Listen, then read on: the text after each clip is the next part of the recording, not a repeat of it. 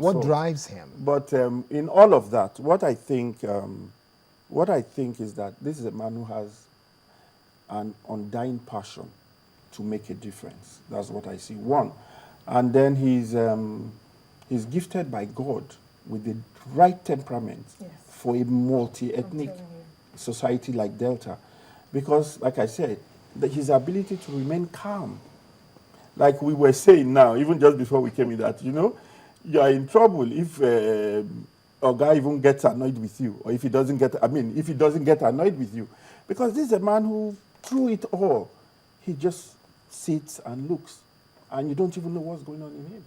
So at least you pray to see some emotion, happy or otherwise. You understand, so you understand where you're going.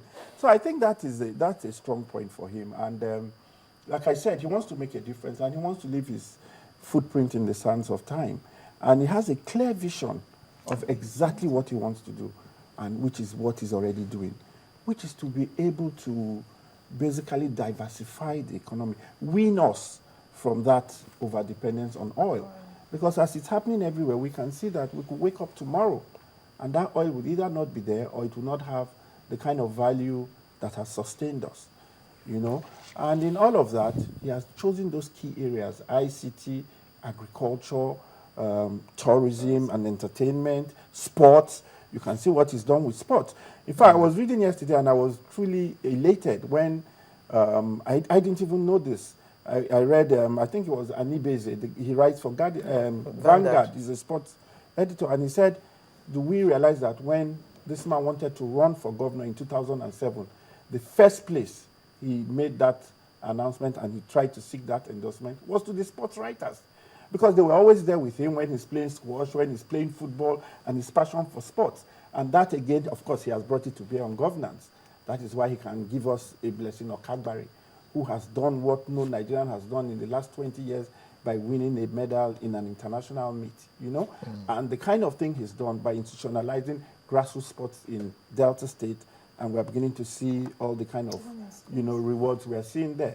So I just think that basically the man is just focused, and like I said, he wants to make a difference. Okay, Reza, what do you think will be the legacy that this governor will be leaving? You are in special infrastructure. In some other states, special infrastructure will be 1 or 2 or 3 projects that are major, but it seems to run into 10, 15 special infrastructure, airports here, jetties there, and so many special infrastructure boats and all that the governor is doing. What do you think will be his biggest legacy for the state? Well, I don't know. I can't summarize it in a sentence, but I want to say he has laid a platform, of sustainability. He has created an enabling environment for growth to thrive, economic growth to be precise. Because in any government, the people want to make sure that they have jobs, they have the best quality healthcare, quality education, roads and bridges, which was one of the areas I wanted to talk about. You see, Dr. Odwara came on board with a passion for development. And in these areas, he has not just done small projects, he has done mega projects. So you see long-term projects, you see medium-term, you see the quick wins like what he mentioned about the microcredit and the SMEs. And so I think he's created that platform. Is now the turn of the private sector to come in, which is what the investment drive is all about. And for the people of Delta especially, to rise up, seize the opportunity and grow. Once power is right, that big infrastructure that the federal government and even the state governments are tackling, energy, once it is right, every other thing, you imagine the capacity of the black man to deliver and, grow. So I believe in the next 5-10 years, his name is going to keep ringing for Delta, because he's really created that enabling environment for economic growth to thrive and for prosperity to come to the people of Delta State. And if I might add my voice about the legacy, if you ask me, I would think that it depends on who is talking about the legacy that this governor has left. Chike Oge, my legacy is that he's given me an airport in Asaba. I have an 85-year-old father who I normally have to go and see whether I'm in Asaba or not. It used to be a problem driving all the way down. Sometimes have to fly to Benin, then you drive the rest of the way. My father's house is exactly 5 minutes away from the airport. That's my legacy. The doctor has told us this story when he was in practice about this lady who could not afford to have to go to the hospital to have her baby, and she went to these quacks. And then when finally they brought the lady before them in the hospital, of course the quack had messed up the baby. It was a bridge birth. I think maybe the legs were out, the baby's head was already constricted inside, and the idea was now how to save the mother's life. Of course, the baby was dead. Now, with all these programs we have for the free health care, free delivery, and free maternal care, of course, for women, pregnant women in Delta, that will be their legacy. Now, for the SMEs we talked about, I think about 5,000 people have been empowered with these microcredit loans. These were businesses, people that were going around begging for a living. All of a sudden, not only are they employed, they are all employing people. These people are finding dignity in the work they are doing. Some of their products are finding their way, just like I told you the other day, the spices and all that, to global markets. Their lives have been transformed. That is their legacy. There were communities that were never accessed before, like you rightly said. Delta is 40% riverine. Now these communities, including his own community, Abiborodo, for the first time, cars driving there. You see, so there are so many of these groundbreaking legacies that will be out there.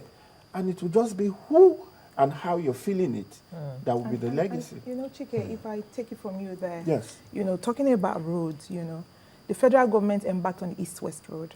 And somewhere at Ugeli Junction, if you know Delta State very well, His Excellency took over that part from Ugeli all the way to Asaba. Now, that road is a dualized road. It's ongoing. It is a 149, approximately 150-kilometer road. Dualized, if you put together in one stretch, is a 300-kilometer road. It's been dualized today. That is a huge legacy. You also have the 23-kilometer Trans-Warri Ode-Shekiri access roads and bridges. How many bridges This road, that road again? This road is 23-kilometer road with 23 bridges. Opens over 10 communities. Over water. And Alera, if you understand the terrain of the Niger Delta, what it takes to there, construct roads, it is huge. It's better imagined. He's actually doing that road as well. And the 11-kilometer Saple Abiborodo Arongo Road, which you just talked about, that drives straight into Abiborodo for the first time. We're very happy to celebrate that road. Still ongoing, about 50-60% completed. The Ugbenu Koko Road is also being done. Absolutely. No, and the flyovers. Can I Delta assume State, that with all this going on, that Delta State doesn't face the problem of unemployment as much as, say, other states in the Federation? Well, Would that be a fair comment? Well, Yes. the truth is this. Nigeria knows, and we all have acknowledged it, that the greatest problem in this country is youth unemployment. Of course, and we have a fair share of it. But that is why in all of these programs, even, you know, to deal with unemployment, the governor actually created another directorate called the Directorate of Youth, which we have all sorts of skill empowerment programs where youth are being trained, and so that they can become self-sustaining themselves. And of course, on a daily basis, we are reducing that unemployment. Okay, final word Yes. tonight. Yes. Tonight is an award ceremony. Yes. Where, when, what? At the Oriental Hotel. I think the red carpet starts at about 5 p.m. Yeah. And it's going to be a great night. Vanguard, everybody knows the Vanguard. It's a national institution. Samamuka, the publisher, is of impeccable integrity, and we are particularly very, very grateful. And the governor is and the governor is one of the 3 people that have been made Men of the Year. Of course, all of us in Delta, we're excited. We're all here in Lagos to support him.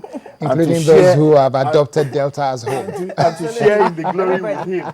So Okay. it's going to be a great All right, evening of we fun. have to wrap up now. Thank you. Yes. All right. Thank you for coming to show us the new face of Delta State, and all very exciting indeed. And I hope that students of Delta origin who were not aware of the grants and the postgraduate scholarships are now aware and will take advantage of that. If you're a Deltan, don't fail to do that. Thank you very much for coming. 2 commissioners, Commissioner for Information and the Commissioner for Special Infrastructure, Chike Oga and Orezi Esiebo. Thank you very much Thank for you. coming. having us. Thank